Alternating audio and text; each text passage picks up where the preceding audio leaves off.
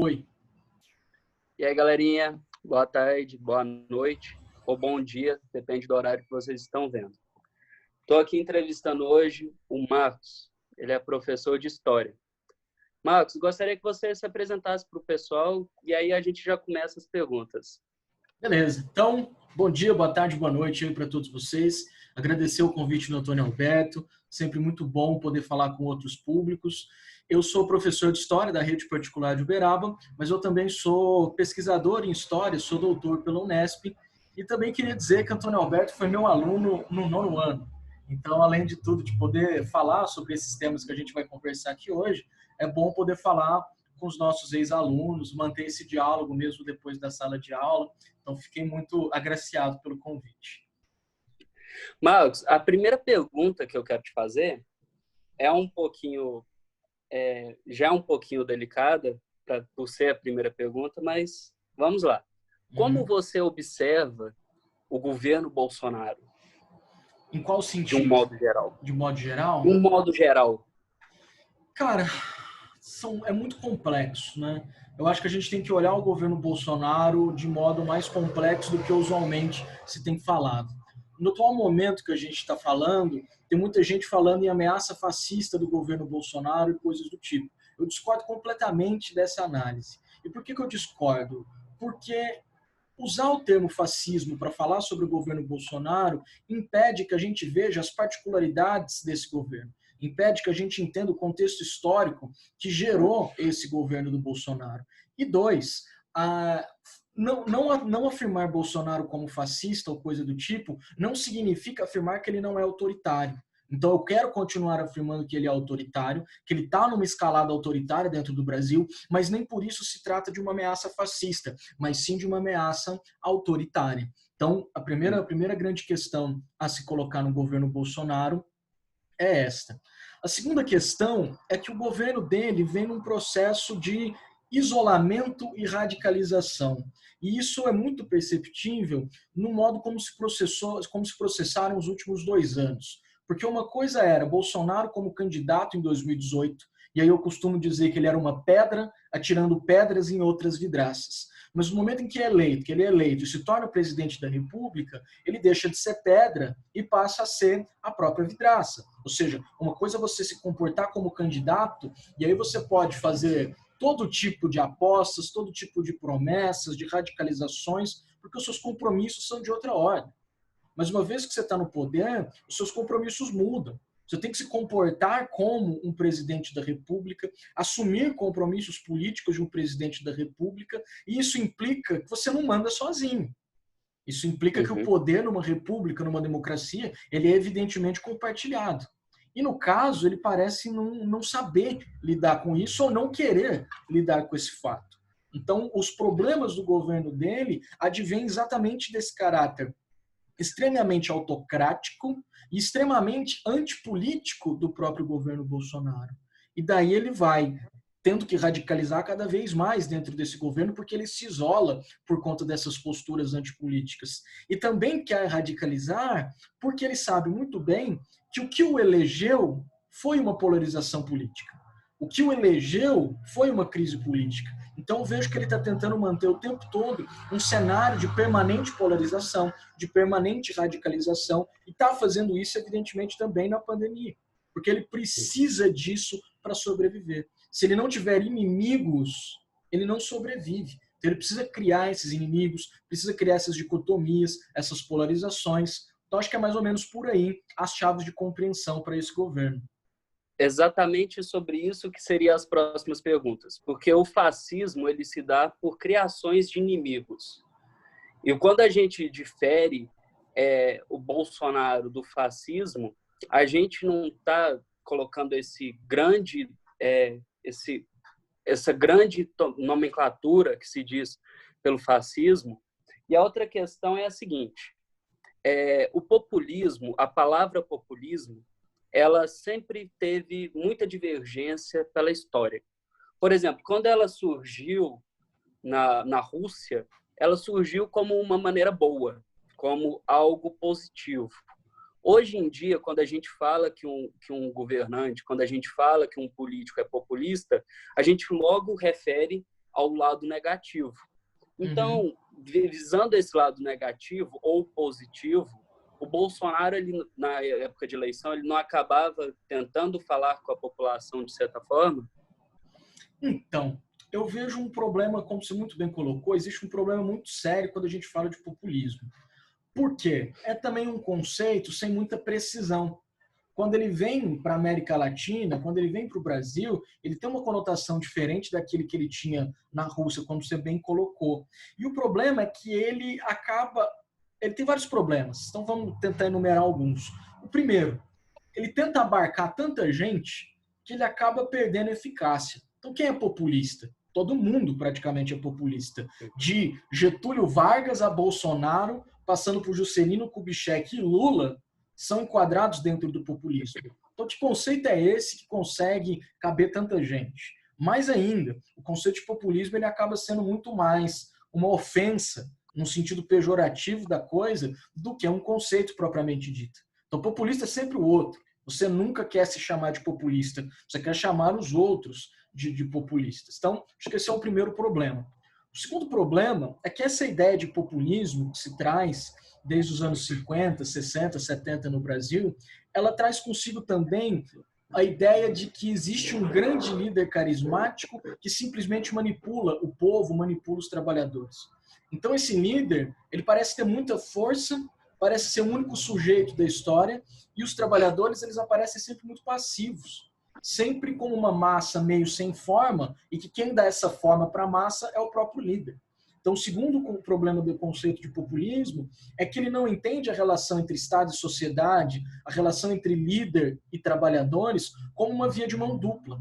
Ele entende muito mais como uma via de mão única e foca só no aspecto da manipulação.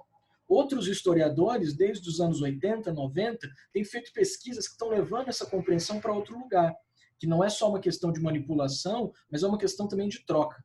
E isso coloca uma questão muito importante para nós. Se não é simplesmente manipulação, é também uma via de mão dupla, é também troca, a pergunta que nós temos que nos fazer é: o que Bolsonaro trocou com essa população brasileira?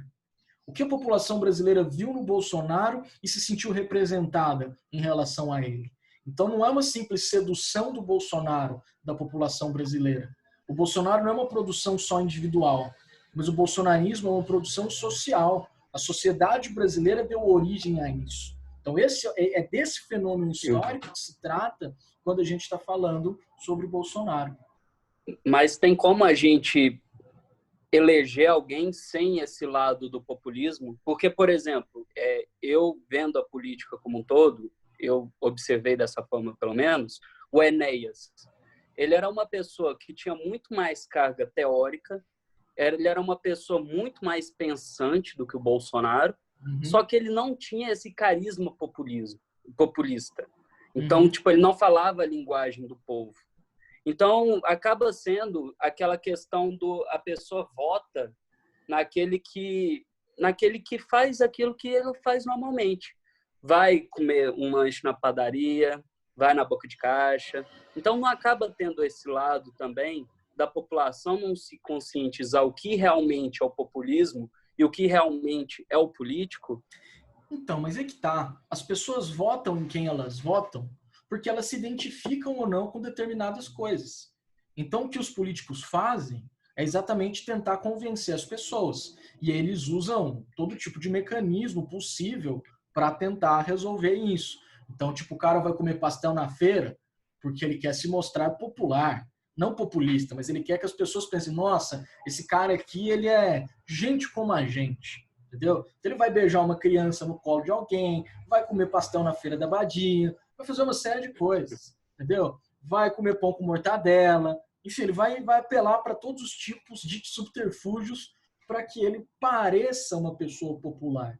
Então é isso, você só vota, as pessoas votam em quem elas se sentem minimamente representadas, em quem convence minimamente essas pessoas. E aí tem que colar o que essa pessoa está falando. Então, esse é o grande ponto. No caso do Enéas, ele é um cara, como você bem colocou, com muito mais referência que o Bolsonaro. Mas aí qualquer coisa também tem mais referência que o Bolsonaro.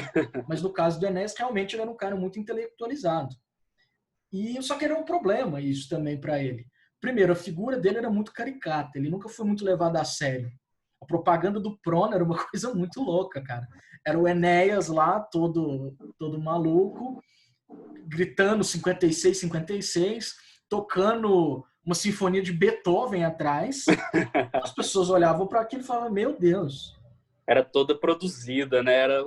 Não, toscamente produzida, porque o Prono não tinha dinheiro também para fazer propaganda e tal. E nos debates, o Enéas fazia umas perguntas assim que ninguém entendia. Então ele era muito técnico, ele era tão técnico, mas tão técnico, que ele esqueceu de fazer política. O problema do Enéas é que ele também era um antipolítico no final das contas, porque ele se preocupava tanto com a ciência, com a técnica, com o saber, que ele achava que governar era simplesmente saber determinadas coisas científicas, e não é. Também é importantíssimo ciência para o governo, etc., mas não é só isso. Então o Enéas teve todos esses problemas que não colou. Marcos, outra questão que eu tinha falado, mas eu não sei se ficou bem apresentada. O fascismo, ele teve, em suma maioria, origem na Itália e na Alemanha. Mas depois ele espalhou-se pelo mundo de formas diferentes. Tem até pessoas que gostam de falar que é como se fosse um sopão, né? Uhum. Que em alguns países tem alguns ingredientes, só que não deixa de ser um sopão, entendeu? Uhum. Muda alguns ingredientes, alguns temperos, só que não deixa de ser um sopão. Aqui no Brasil, você não falou que não considera Bolsonaro como um fascista, mas ele, ultimamente está crescendo muito a onda antifascista, o movimento antifascista. Como a gente, então, identifica o fascismo nos dias de hoje? É difícil colocar isso como fascismo nos dias de hoje, porque eu não quero dizer que o fascismo é um movimento morto, enterrado, e que nunca mais vai existir fascismo. Pode ser que ele volte a existir, mas o fascismo ele tem uma preocupação muito grande com a questão do Estado, com a questão de uma ideologia corporativista, entende? Uma ideologia fortemente nacionalista, de cunho muito militar, preocupado com a guerra.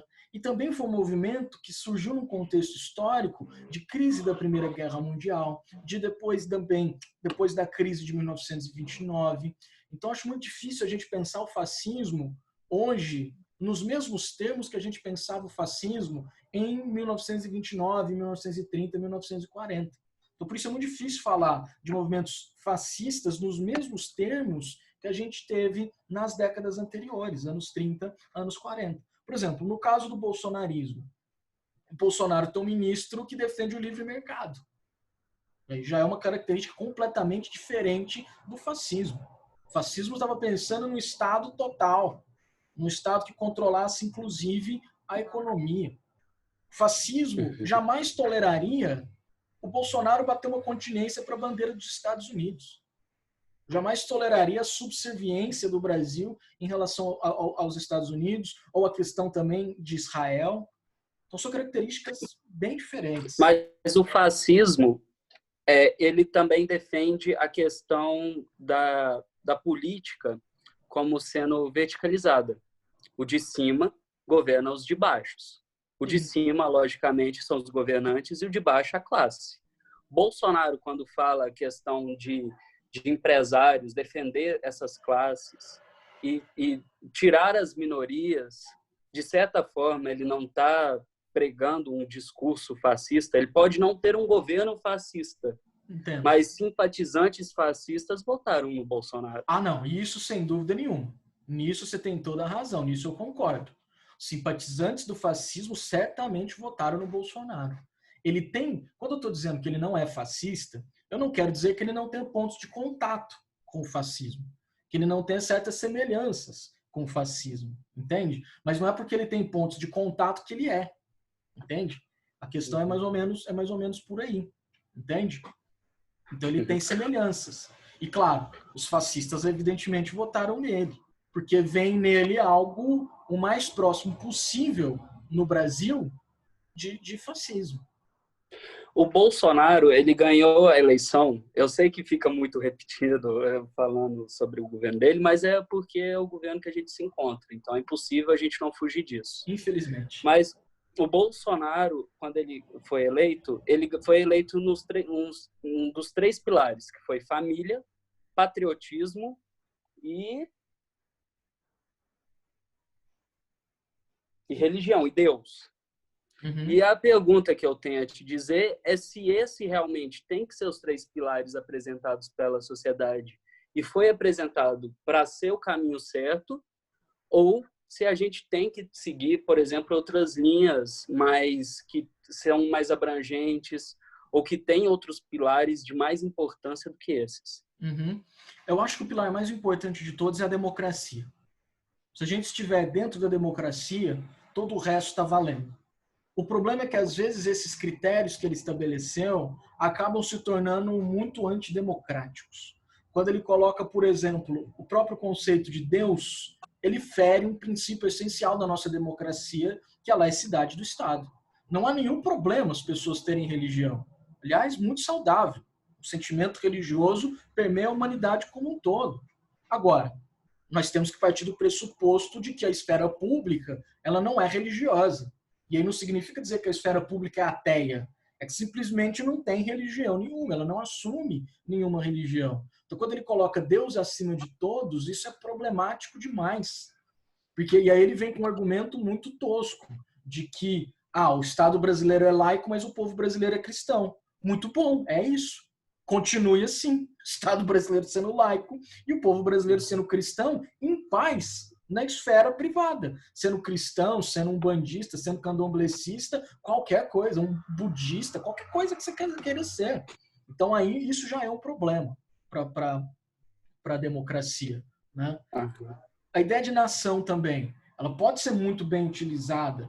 Não é um problema em si você ser nacionalista e pensar a ideia da soberania nacional, etc. Mas é um problema na medida em que você pensa a nação como algo indivisível.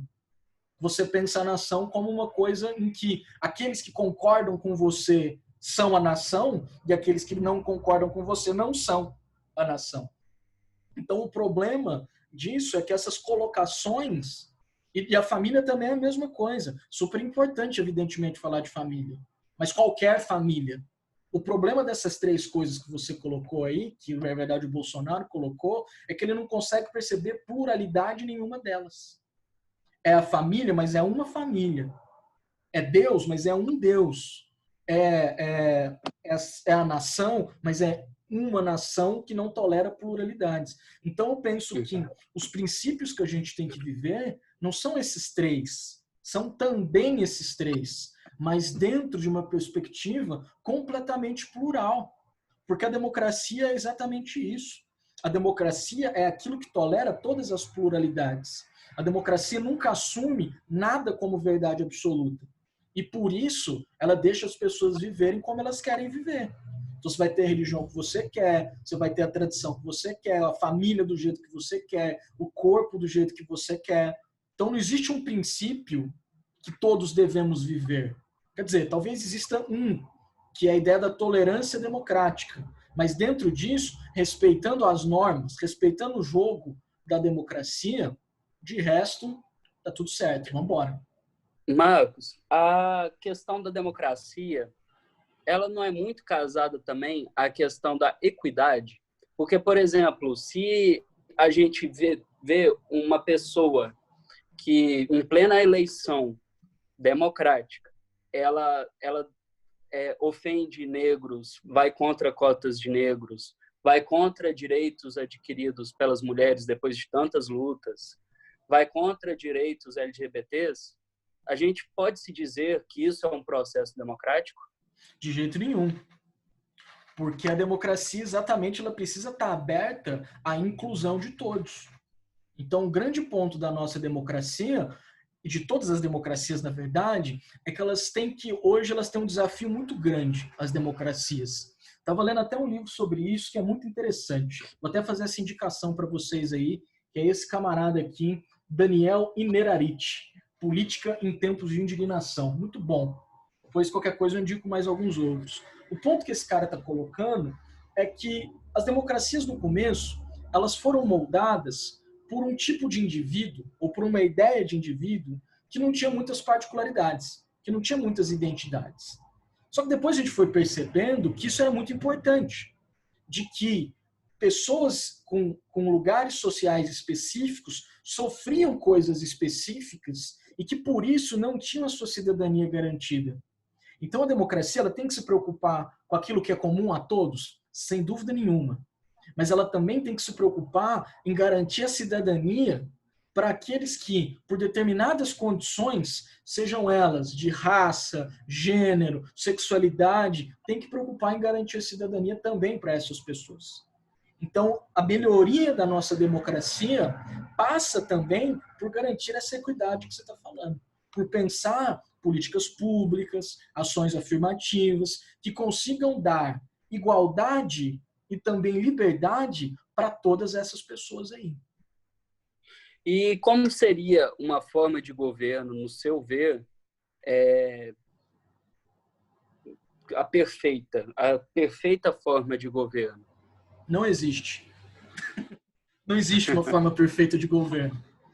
Exatamente porque a perfeição não é deste mundo. Entende? Agora, nós podemos pensar a forma de governo que mais se adequa à imperfeição do ser humano e à diversidade do ser humano. E esse eu acredito que é a democracia. Porque como nós não sabemos a verdade absoluta sobre nada, qual é o único regime que não sabe a verdade absoluta sobre nada? É exatamente a democracia. Então, dentro dessa pluralidade imperfeita da sociedade, o que está? A sociedade nunca vai ser uma coisa só. Vai ser uma utopia. Pensar que a sociedade vai ser sempre uma coisa só é uma utopia muitas vezes autoritária, no final das contas. Isso não dá para fazer. Então, como a sociedade ela é, em si, louca, cheia de conflitos, plural, nós precisamos ter um governo que se adeque a essa pluralidade da sociedade, a esse caráter muito diverso da própria sociedade. Então, por isso... E é possível a gente encontrar isso dentro do capitalismo? Eu acredito que sim. Isso é um dilema muito interessante dentro da teoria política, porque se você pegar os marxistas mais tradicionais, você pegar o próprio Lenin, Marx, raramente o Marx tem alguns lampejos onde ele vai pensar que o socialismo poderia se construir dentro de uma democracia. O Lenin também tem alguns lampejos disso, mas em linhas gerais, o pensamento desses caras pensa uma incompatibilidade entre a democracia e a liberdade, entre a democracia e o capitalismo. Então, onde houvesse capitalismo, não poderia haver democracia. Mas eu discordo dessa análise. Por isso, eles colocavam, inclusive, a ideia de que existiria uma democracia burguesa. E a democracia burguesa seria limitada. E precisaria, então, de uma democracia socialista ou de um outro tipo de democracia que rompesse com as limitações da democracia burguesa. Mas eu acho que não. Eu acho que é possível encontrar a democracia dentro do capitalismo. O que não significa dizer que nós já temos uma democracia perfeita dentro do capitalismo. Nós temos uma democracia. Agora, essa democracia ela precisa ser aperfeiçoada com o tempo. E quem vai fazer esse aperfeiçoamento da democracia não é uma revolução, mas é a própria política dentro da sociedade que vai tentar ajeitar a democracia dentro dessa sociedade e regular o próprio capitalismo. Entende? Então a democracia ela pode regular o capitalismo. Então você acredita que o capitalismo ele tem que ser moldado, não precisa ter outra forma de governo para substituir o capitalismo. Não é que eu não acredite. Porque tem pessoas que acreditam que o capitalismo ele tem data limite, que depois de um tempo é igual, por exemplo, a fome no mundo. A Terra produz 5 vezes alimento para suprir as necessidades do mundo. O que falta é justamente a distribuição das rendas, das riquezas que produz. E é exatamente isso. Por exemplo, o capitalismo ele é muito falho nisso. Eu falo até a respeito da mídia, que a mídia ela é muito influenciada pelo capital. Então, o que chega na população é muito limitado. Então, acaba, o não saber, o não conhecer o outro, o não acesso à informação acaba estando fora da democracia também, de certa forma. Então, é por essa razão que eu te pergunto se tem como casar capitalismo com a democracia, porque acaba sendo, tipo assim, ou o povo compra livro ou o povo compra comida. Acaba não tendo essa junção das duas coisas e fazer o povo, sabe, ter a ciência do saber e o povo se alimentar, se nutrir. Então, só deixar uma coisa clara. Quando eu falo que é possível ter capitalismo e democracia e que não penso em outro sistema alternativo, é porque ainda não há um sistema alternativo. E eu desconsidero o comunismo como um sistema alternativo em relação a isso. Também desconsidero o socialismo, que considero experiências que não são exitosas, por N razões. Mas isso não significa também que eu considero o capitalismo como algo natural da humanidade. Que tem autores que vão caminhar por esse caminho aí. De que o capitalismo se adequa ao instinto humano, de que o capitalismo é a realização da humanidade ou do fim da história, nada disso, eu não acredito nisso. Então, quando você fala que o capitalismo tem data limite, eu acho que sim, tem data limite, porque nós não tivemos nada eterno na história. Então, um dia, sabe, sei lá quando, acabará o capitalismo, provavelmente. Mas eu não quero pensar em data limite no sentido de marcar a data para a revolução ou para o fim do mundo. Entende? Onde eu quero chegar? Entendeu? Porque hoje também se tem algumas ideias muito nesse sentido, de alguns filósofos marxistas que trazem mais ou menos essa ideia. Ou a gente vai destruir o capitalismo, ou o capitalismo vai chegar ao fim do mundo. Essa é a data limite. Então a data limite é o apocalipse, digamos assim. Então não acho que seja algo eterno, que seja algo inerente à humanidade, nem nada do tipo. Mas não tem um grande projeto alternativo ainda sendo formulado. Perfeito. Mas a próxima pergunta que eu quero te fazer é a respeito do conservadorismo. Foi uma pauta muito abordada pelo nosso atual governo e é uma pauta que vem te pendurando há muito tempo, sabe? Por exemplo, PT, partidos de esquerda sempre foram colocados contra o conservadorismo. E esse conservadorismo, no meu ver, foi sempre muito casado a princípios religiosos. Então, acaba sendo, por exemplo, igual o movimento satanista que acontece nos Estados Unidos, sabe? Que é aquela questão assim, você tem a liberdade de você fazer o que você quiser, se você não pensar o contrário a mim, entendeu? Então, por essa razão essa é a pergunta que eu te faço. Se tem como a gente desassociar o conservadorismo brasileiro com a religião, ou se tem outros pilares para o nosso conservadorismo. Por exemplo, a militarização. Então, isso é uma pergunta muito boa, cara. Porque no Brasil nós temos uma concepção muito equivocada do que é conservador. Geralmente a gente pensa o conservador como aquele tiozão do churrasco, sabe? Aquele seu tio sem camisa no domingo, gritando todas as obscenidades e barbaridades possíveis e imagináveis. Isso não é um conservador. Isso é o que nós chamamos de reacionário. Então, geralmente no Brasil, a gente está tomando por conservador o que, na verdade, são reacionários. E aí eu olho, às vezes, para o governo Bolsonaro e penso que aquilo lá não se trata de conservadorismo. Se trata, na verdade, de reacionarismo. Se a gente olhar para uma figura, por exemplo, como Olavo de Carvalho, é uma figura reacionária. Não é nem uma figura conservadora. E aí que tá. Qual é a diferença entre um conservador e um reacionário? O conservadorismo é um movimento político. Eles nem gostam de ser chamados assim. Os conservadores dizem que o conservadorismo não é uma ideologia, é um temperamento.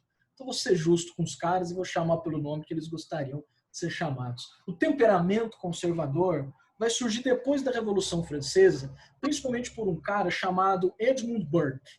E esse Edmund Burke vai escrever um livro que se chama Reflexões sobre a Revolução na França. E a ideia do cara ali é tentar definir algumas coisas para negar a Revolução Francesa. Mas aí que tá. Quando Edmund Burke quer negar a Revolução Francesa, não quer dizer que ele não quer mudar nada do mundo. que o mundo é perfeito e não deve ser mudado de jeito nenhum. Ele entende a necessidade da mudança. Ele entende que algumas coisas devem ser transformadas na sociedade, mas não aquilo que é essencial. O conservador, ele está tentando buscar sempre o que é essencial dentro da sociedade e proteger aquilo. O resto está tudo bem mudar. Então a gente precisa pensar no conservadorismo mais nesse sentido, como uma pessoa que defende determinadas heranças e tradições, mas que aceita a mudança de outros aspectos dentro da sociedade. Outra leitura muito boa para entender o que é conservadorismo em termos intelectuais interessantes chama-se Roger Scruton, Como Ser um Conservador. Lá ele vai colocar essa questão em termos muito interessantes. E ele vai mostrando, inclusive, como um conservador pode dialogar com um socialista. E como um conservador pode abdicar, inclusive, da religião, chegando aí na sua pergunta.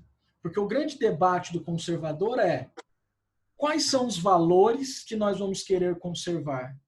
Podem ser tantos valores religiosos que mantêm uma sociedade de pé, podem ser os valores nacionais que mantêm uma sociedade de pé. Então podem ser vários valores. Não precisa ser necessariamente uma religião para manter o conservadorismo de pé. Então, isso é conservadorismo.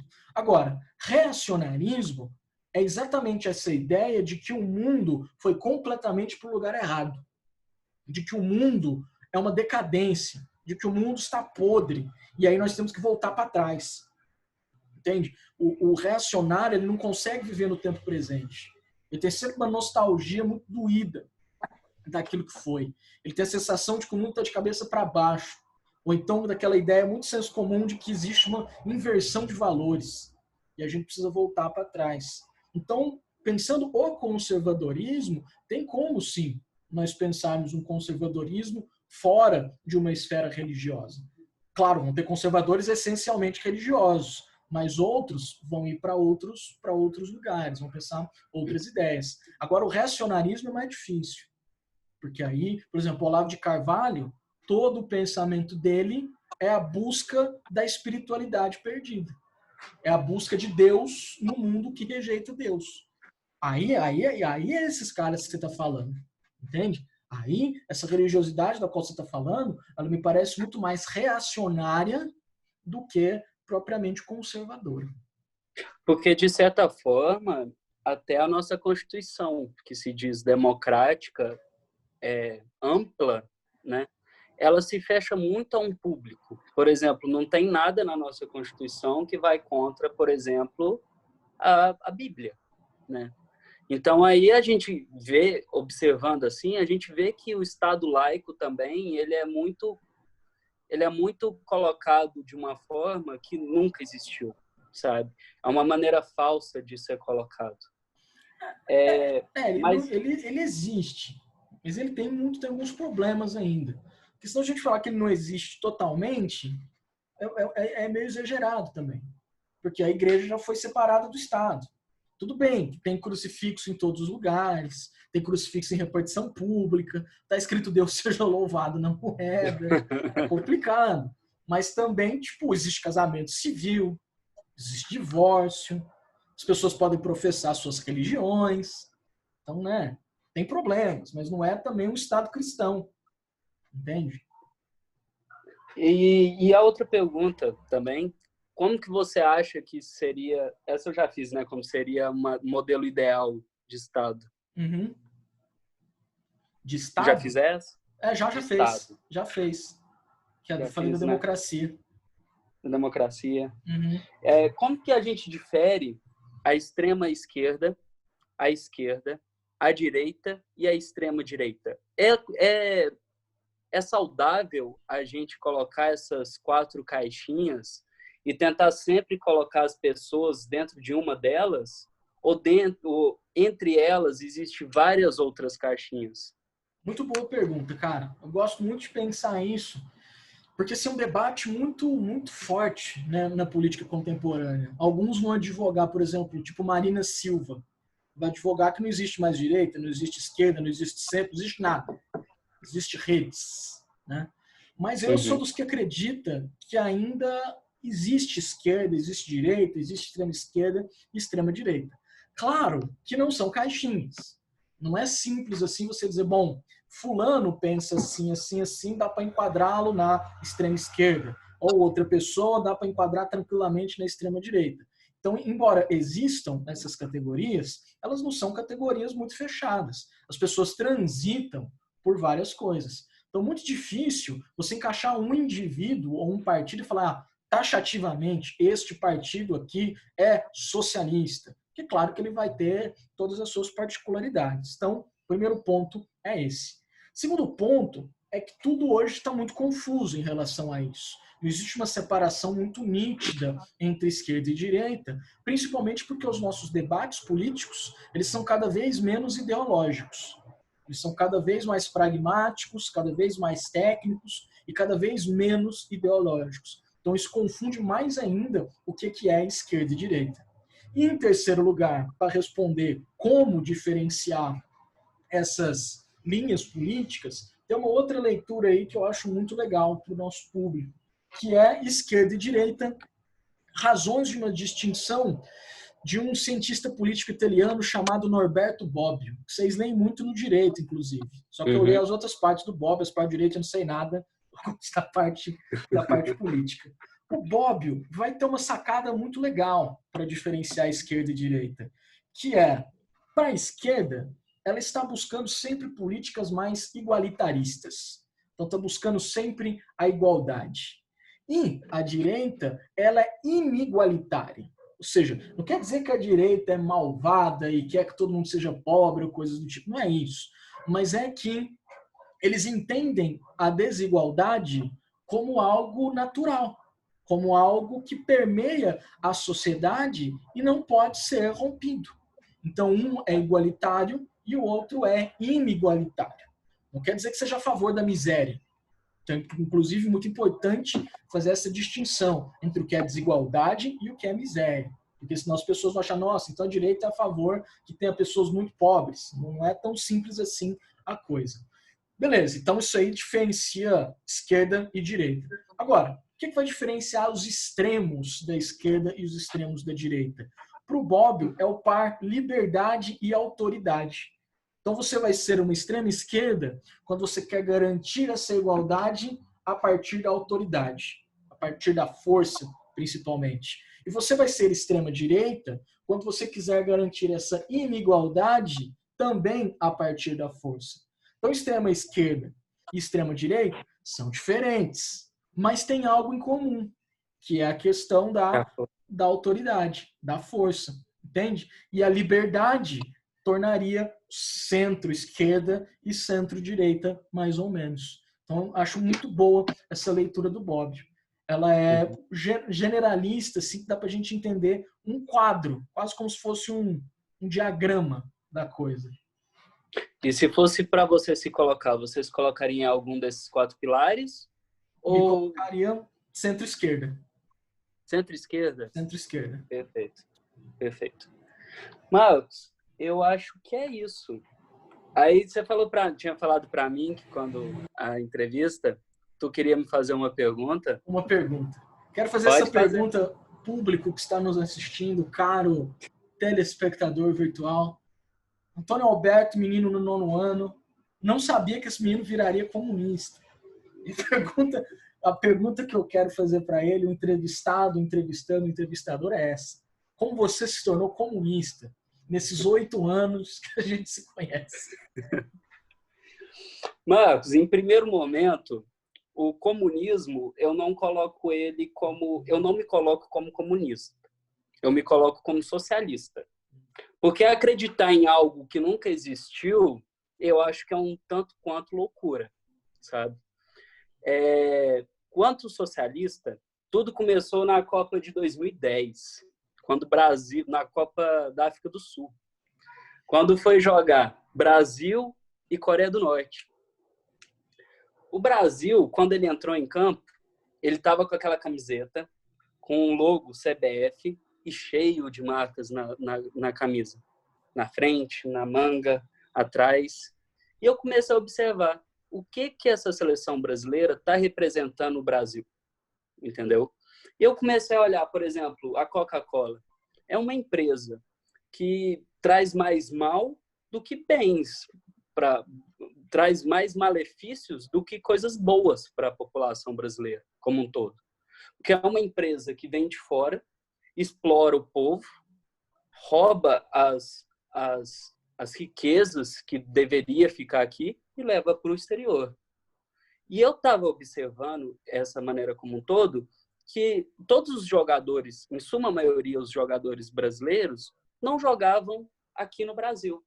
Jogavam na Europa, jogavam fora do Brasil. Uhum. E eu, por outro lado, eu observei os jogadores norte-coreanos. Os jogadores norte-coreanos, a camisa era lisa. E o símbolo, o único símbolo que tinha na camisa norte-coreana era a bandeira. Então, por exemplo, eu fui observar a escalação. Todos os jogadores da seleção, lógico, tinha 2 na época, que era um que jogava, se não me engano, na Tailândia e o outro na China, mas os titulares e os segundos jogadores também, em suma maioria, jogavam na Coreia do Norte. Então, eu acabei analisando. A seleção brasileira está representando o Brasil? Não. E a seleção norte-coreana está representando a Coreia do Norte? Sim. Então, por essa razão, o socialismo veio depois. Mas eu já tive essa análise na Copa de 2010. Tanto é que eu comecei a admirar muito o Kim Jong-il. E aí depois eu comecei a estudar muito o Kim Il-sung, que foi o avô, sabe? E eu comecei a analisar muito a Guerra da Coreia, estudar muito sobre. E aí eu vi que por trás de tudo isso existiu o socialismo.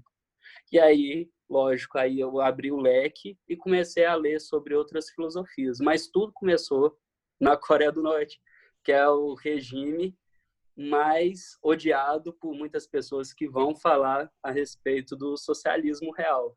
Tá certo. Interessante essa história. Embora eu discorde disso tudo, mas eu vejo 2 coisas interessantes nisso. A primeira delas é que isso destrói o argumento de que as pessoas acham que esporte é alienação, de que futebol é alienação. E, na verdade, não é, cara. Temos aí o exemplo de uma pessoa que se tornou socialista motivada pelo futebol. Isso é muito importante. E esse não é o único exemplo da relação entre esporte e política.